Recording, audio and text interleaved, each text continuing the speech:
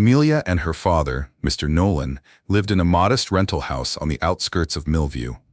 Their small home was simple but tidy, every corner reflecting Mr. Nolan's quiet dedication to raising his daughter alone. Life wasn't easy, but they shared a bond built on love and resilience. Mr. Nolan, a widower, worked long hours as a maintenance worker at Rosecliff Academy, an elite private school known for its ultra-wealthy students. Rosecliff was a world built on status and image. The children of CEOs, politicians, and movie stars walked its halls in designer labels and flaunted the latest tech. Meanwhile, Mr. Nolan moved quietly through the campus, fixing leaking faucets and changing light bulbs, making sure everything functioned smoothly for the school's elite. Despite the gap in status, Mr. Nolan took pride in his job, always telling Amelia that there's dignity in honest work, no matter how small it may seem. Amelia, the pride of her father's life, was a sharp and driven teenager. She excelled in her classes and was known for her quick thinking and grit. Her dream was to become a civil rights attorney, to speak up for people like her father who often went unheard. Despite their financial struggles, Amelia carried herself with quiet confidence, earning the respect of her teachers. She was determined to break out of poverty and show her father his sacrifices were worth it. But life at Rosecliff wasn't easy for Amelia, one of the few students from a working-class background. She often felt the weight of being different. The line between her world and that of her peers was impossible to ignore. The school's most privileged boys, Grayson, Theo, and Jackson, represented everything Amelia despised about arrogance. They were good-looking, smug, and used to getting their way. Their favorite activity was picking on anyone they saw as beneath them. And Amelia, the maintenance man's daughter, was an easy target. Just the handyman's kid?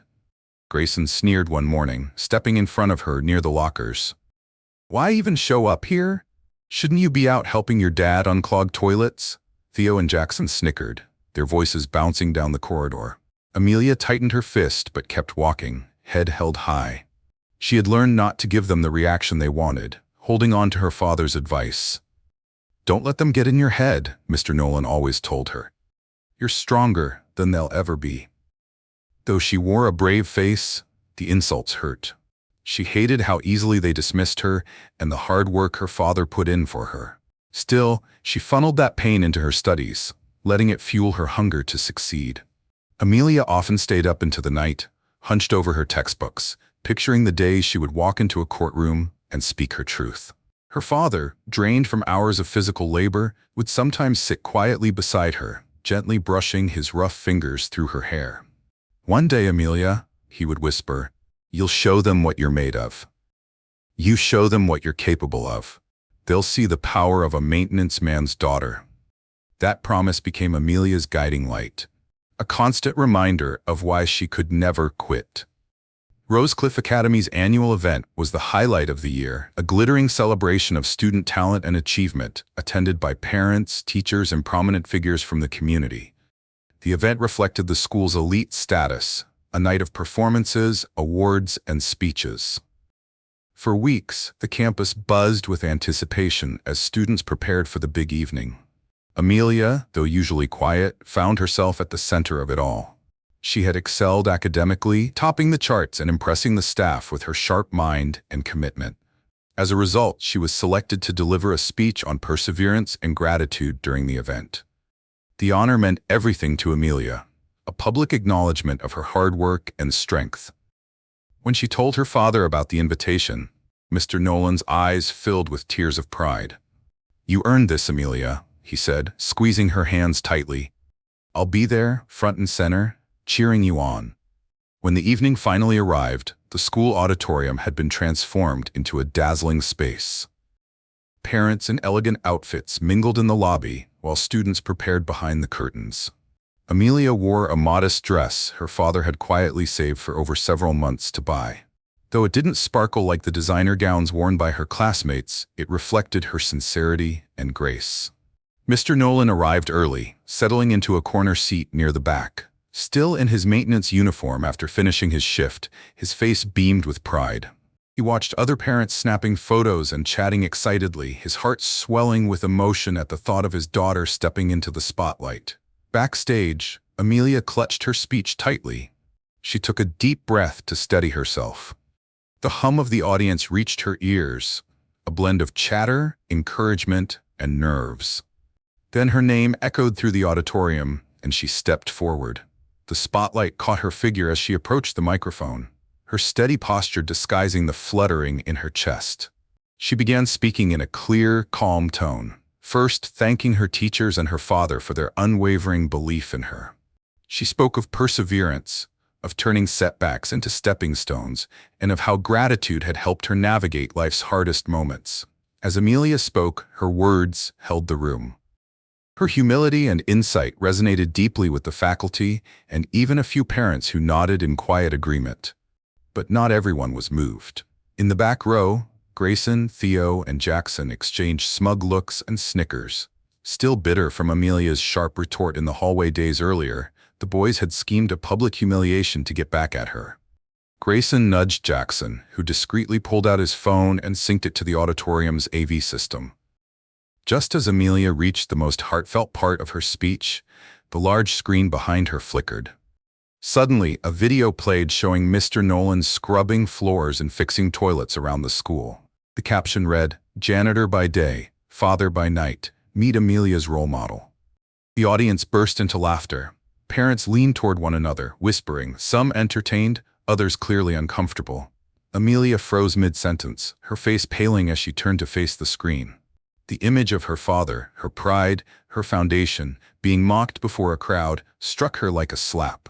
Every chuckle from the audience was a fresh wound. Mr. Nolan, seated in the back, gasped. Tears streaked down his face as he watched the nightmare unfold. He wanted to run to her, shield her, but his body wouldn't move. His hands trembled in his lap as the laughter continued to roll through the room. On stage, Amelia's fingers clutched the microphone so tightly her knuckles turned white. Tears blurred her vision, but she refused to crumble. She stood taller. The boys cackled under their breath, whispering how they had finally put her in her place. The room slowly hushed as Amelia remained silent. The pause stretched out, tense and heavy. Then she raised her head, her voice steady but thick with emotion. "That's my father," she said, her words slicing through the silence. "He's the strongest person I know. He works harder in one day than most of you will in your entire lives." The crowd stirred, discomfort spreading. "He cleans bathrooms and fixes what's broken, and he does it with pride because he knows what it means to earn every dollar honestly. That's something none of you, hiding behind your parents' wealth, will ever understand." A stunned silence blanketed the auditorium. Amelia's gaze swept across the audience, her voice growing firmer. "I'm standing here because of our sacrifices. I'm proud to be the maintenance man's daughter. Because my father's strength is what's carried me to this stage." A few parents began clapping, their expressions a mixture of guilt and admiration. Some teachers nodded with growing respect. Even a handful of students who had laughed earlier looked down at their shoes, shame creeping over their faces. Grayson, Theo, and Jackson sat rigid, however sat fuming in their seats. Their plan to humiliate Amelia had backfired spectacularly, leaving them feeling exposed and furious. Grayson leaned over and hissed to the others, "She's going to regret this. No one talks to us like that." Amelia stepped away from the microphone, her heart pounding. She had faced her fear, but the sting of humiliation still lingered. She looked toward the back of the auditorium, where her father sat with tears streaming down his face. Their eyes met, and Mr. Nolan gave her a small, proud nod. As Amelia walked off stage, applause erupted behind her. But while some celebrated her courage, the storm brewing in Grayson and his friends' minds was only beginning. Grayson, Theo, and Jackson sat silently in the backseat of Grayson's car after the school event, their fury simmering. Their plot to tear Amelia down had failed in the worst possible way. Instead of breaking, she had held her ground. She had flipped the crowd's favor against them. They couldn't shake the image of her standing tall, defiant, the applause ringing in their ears like a mockery. To them it was public humiliation, something they would not accept. "No one makes fools of us," Grayson muttered, gripping the steering wheel so tightly his knuckles went pale. Theo nodded, his voice low and filled with venom. "She thinks she's better than us? Let's see how strong she is after this." Jackson chuckled darkly, already imagining how to make Amelia pay for standing up to them. Fueled by privilege and resentment, the boys began planning their revenge. A few days later, Amelia was walking home after staying late at school to finish an assignment. The streets were nearly empty, the setting sun casting long shadows across the pavement. Her thoughts drifted to the incident on stage, the strength it took to speak up, and the heavy silence that followed. She hoped her words had earned respect, but she couldn't shake the gnawing unease, the fear that something else was coming. As she turned a corner near a quiet stretch of road, the sound of an engine grew louder behind her. She glanced back and instantly recognized Grayson's car. Her stomach dropped, and she quickened her pace. Clutching her backpack tightly, she kept walking as the car slowed to match her steps. "Hey, Amelia," Grayson called out, his voice soaked in mockery.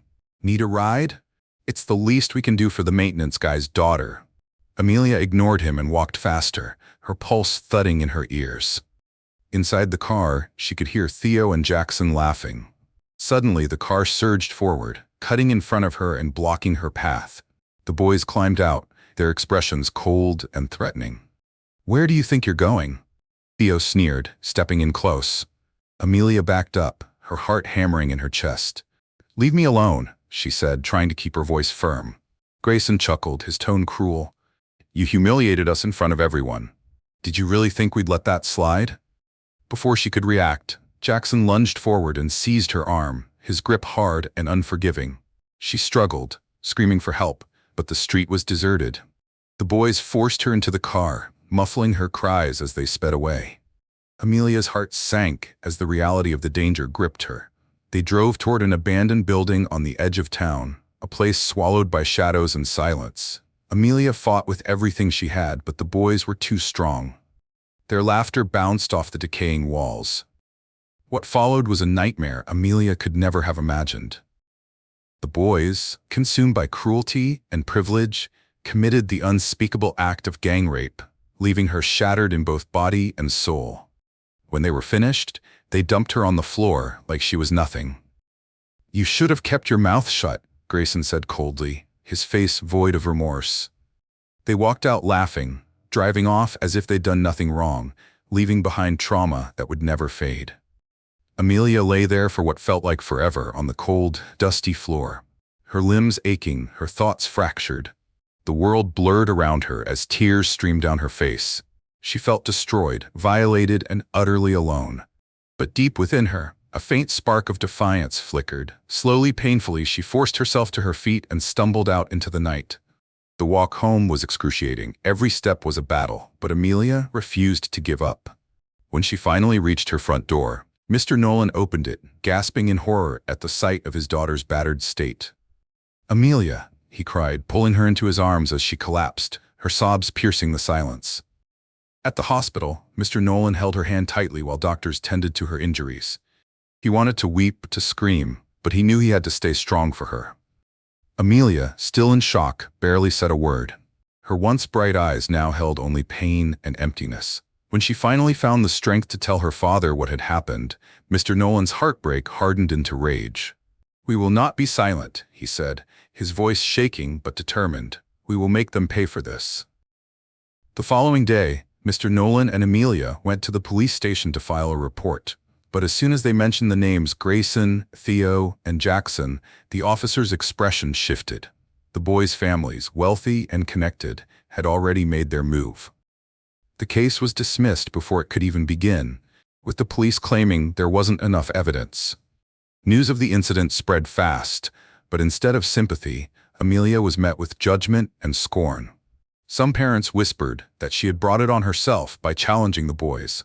Others accused her of making it up, unwilling to accept the truth about their entitled sons.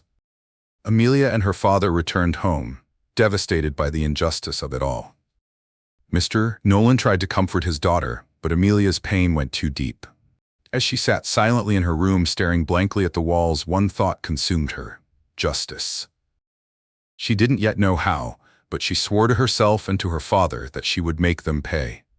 But sometimes, in the quietest hours of the night, another thought crept in. Was she truly fighting for justice? Or had something darker taken root? The pull of revenge was strong. and the shame of wanting it made her feel even more isolated. She hated them for what they had done. But she also hated that a part of her wanted to make them hurt in return. The storm building inside her was only beginning. The days after the assault were the darkest of Amelia's life.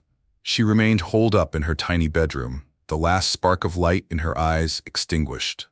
The world she once knew was gone, and the weight of the trauma threatened to crush her. Each time she shut her eyes, she saw their faces, heard their cruel laughter. The injustice cut the deepest.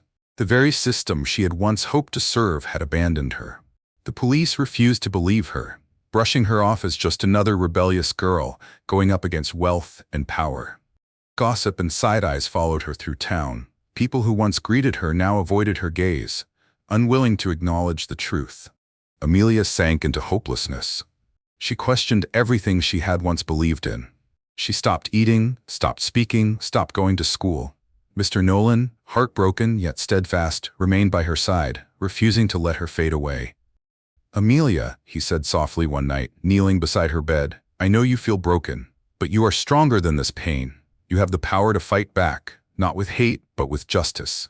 Don't let them win." Those words took root in Amelia's heart. After her father left the room, she sat alone in silence for hours. Her eyes eventually landed on a cleaning rag Mr. Nolan had set down on her desk, a symbol of his quiet strength and the sacrifices he made every day. Bathed in moonlight, Amelia made a silent vow. She would not let this destroy her. She would rise, not just for herself, but for every girl who had been silenced. She knew she couldn't stay in a town where her attackers walked free without consequence. With her father's blessing, she left, boarding a bus to a distant city where she could begin again. The farewell was tearful but filled with hope. "One day," Amelia's father said, holding Mr. Nolan tightly, "they'll regret what they've done, I promise you." The city was a place of endless opportunity, but for Amelia, it came with its own share of challenges. She worked long shifts at a small cafe, saving every dime to put toward her education.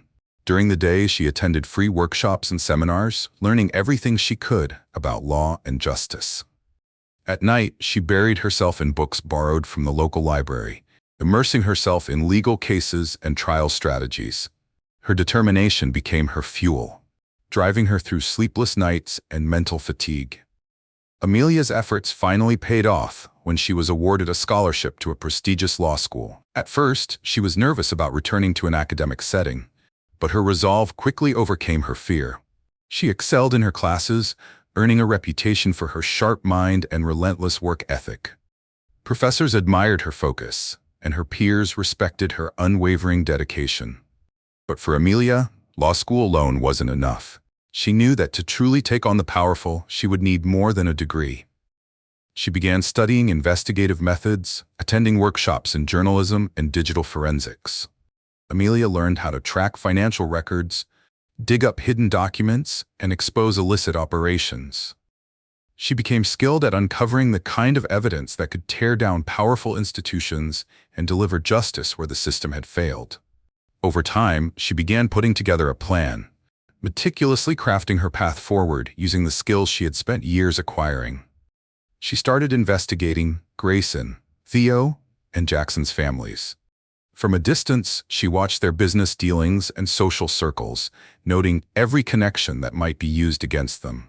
She accessed public records, gradually uncovering a web of corruption, linking their families to illegal investments, tax fraud, and bribery. Amelia's transformation was more than intellectual, it was emotional too. The quiet, timid girl who had once been laughed at in school was gone. In her place stood a confident, unshakable woman. Her voice now carried weight. Her gaze never wavered. The fear that had once kept her silent had vanished, replaced by a drive for justice that couldn't be shaken. Through all her growth and change, Amelia never forgot her beginnings. She kept one of her father's old work rags folded in the top drawer of her desk, something he had left with her when she left home. Whenever she felt overwhelmed, she would take it out, hold it gently in her hands, and remind herself of the struggle that shaped her. "This is my foundation," she would whisper, clutching the cloth tightly. "I will never forget." Amelia's work began to yield results. She compiled detailed dossiers on Grayson, Theo, and Jackson's families, uncovering layers of corruption that went far deeper than she ever expected. Their parents, once seen as pillars of the community, were tied to fraudulent corporate schemes and political bribery. Amelia documented everything with precision, ensuring that every allegation was backed by irrefutable evidence. Her mission for justice had become her life's purpose. Amelia reached out to others who had suffered at the hands of these families. She offered to help them find justice too. Many had stayed silent out of fear or had been paid off to keep quiet. Amelia persuaded them to come forward and share their experiences. Bit by bit, she built a network of allies. Each person brought something valuable: stories, documents, connections, all of which fed into the growing mountain of evidence. As Amelia's plan began to take shape, she allowed herself quiet moments of reflection. She thought often of her father, still back in their modest hometown. Though they couldn't see each other often, Mr. Nolan's letters remained her emotional anchor. In one letter, he had written, "Amelia, I see your strength in every word you write. You've become the woman I always believed you'd be. Never stop fighting for what's right." Those words stayed with her through every setback, fueling her mission. This wasn't just about revenge anymore. She was fighting for justice, not only for herself, but for everyone who had been silenced and overlooked. As the years passed, Amelia's transformation was complete. She was no longer a victim. Her mind was razor-sharp, her skills unmatched, and her will unshakable. She had rebuilt herself from the ruins of her pain, using every scar as a building block for her strength. One evening, Amelia stood in front of a mirror, holding the same rag her father used to clean with. She thought of the girl she once was, the taunts she endured, the shame she had carried. But the woman who stared back at her now was someone different, someone powerful. She folded the cloth and placed it back in her drawer. Then she whispered, "It's time." Amelia was ready to return to her hometown, armed with knowledge, experience, and all the evidence she had worked for years to collect. She was no longer the girl who had once run away in pain. She was a force of reckoning, stronger, smarter, ready to make Grayson, Theo, and Jackson face the justice they had long escaped. The storm she had prepared for was about to break. Amelia stepped off the bus onto the familiar streets of her hometown, a place that had once felt like the entire world, but now seemed small. It had been 5 years since she left in despair, but she had returned a transformed woman. No longer the helpless girl ridiculed and discarded by the powerful. She was now a force to be reckoned with, a successful lawyer and investigative journalist, armed with the truth and determined to dismantle the lives of those who had wronged her.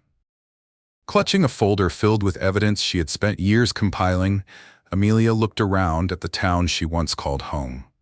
The memories of humiliation and pain still echoed, but they no longer weakened her. Instead, they fueled her resolve. Amelia's first move was to strike Grayson, Theo, and Jackson's families where it would hurt most, their reputations. She understood their power came from carefully maintained illusions of wealth, respectability, and social influence. Over the years, she had uncovered a trove of documents proving their involvement in corrupt dealings. Fraudulent business schemes, tax evasion, bribery of officials, and connections to illegal operations. Using a pseudonym, Amelia began leaking the information online. Each leak was executed with surgical precision. She timed every release to coincide with major events, charity galas, press appearances, business launches, ensuring maximum public impact. Some called her tactics ruthless, but Amelia didn't flinch. She had learned the hard way that justice wasn't always handed to those who deserved it. It had to be taken. The files included bank statements, internal contracts, and incriminating emails, all hard proof of the family's unethical and criminal behavior. She wasn't above pressuring reluctant sources, reminding them of their silence in the face of abuse. One anonymous employee cracked after a single phone call. Amelia told herself it was necessary, even if it left a sour taste behind. Local media outlets picked up the story first, but within days, national news organizations began digging deeper. The headlines were damning. Prominent businessman accused of tax fraud, corruption scandal rocks Rosecliff elite, dark secrets of wealthy town families exposed. Public outrage mounted with every new revelation. The families who had once seemed untouchable were now under a harsh spotlight. People who once admired them began turning away, questioning everything. Even their inner circles began to distance themselves, unwilling to be tainted by association. Grayson, Theo, and Jackson watched helplessly as their families' reputations collapsed. Their parents scrambled to contain the fallout, hiring PR teams and legal advisors, but it was too late. Amelia, watching from a distance, felt vindicated. But this was only the beginning. With their reputations in ruins, Amelia moved to the next phase of her plan: legal action. She returned to the same police station that had dismissed her all those years ago. But this time, she came armed with irrefutable evidence. She filed formal lawsuits against Grayson, Theo, and Jackson for their crimes, including the assault she had survived. Amelia knew they would try to use their wealth and influence to silence her once more, but she was ready.